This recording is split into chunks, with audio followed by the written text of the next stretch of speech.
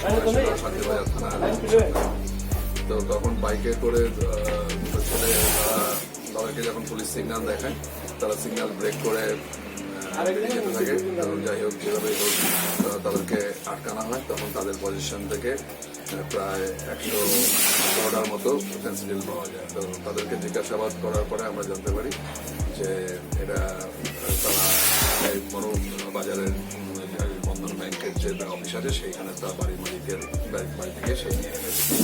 এরপরে আমরা তার কথার উপর বেস করে আমরা এই বাড়িতে সমস্ত আইনানুগ যা প্রক্রিয়া আছে সমস্ত মেনটেন করে আমরা এখানে রেড করার পরে আমরা তার ঘরের যে খাট আছে বক্স খাট সেই বক্স খাটের ভেতর থেকে এবং বিভিন্ন ঘরের মধ্যে বিভিন্ন জায়গা থেকে আমরা প্রায় 24টার মতো বক্স পাই এবং টোটাল প্রায় 2048 বটল পেন্সিল কোরেক্স।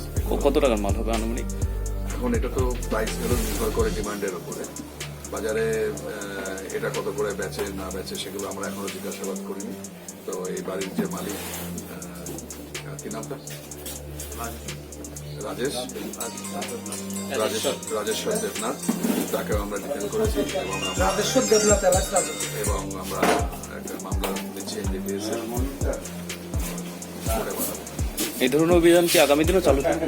নিশ্চয়ই আমরা আশা করি যে এখানে আমাদের IPS স্যারও কিছুদিন আগে এখানে একটা কাউন্সিলিং মিটিং করেছিলেন তো মিটিং করার পরেও আমাদেরকে কেন খবর নিতে লাগলো, এখানকার মানুষ কেন এগিয়ে এলো না, এটাও আমাদের কাছে একটা দুঃখের ব্যাপার যে স্থানীয় মানুষ নিশ্চয়ই জানে যে এরকম পাশাপাশি এরকম ব্যবসা চলছে তো আমাদের কাছে আরো ভালো লাগতো যদি লোকাল মানুষের কাছ থেকে আমরা খবরটা পেতাম।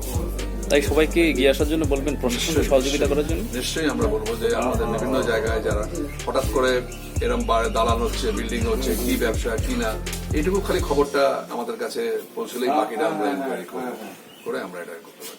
Thank you sir.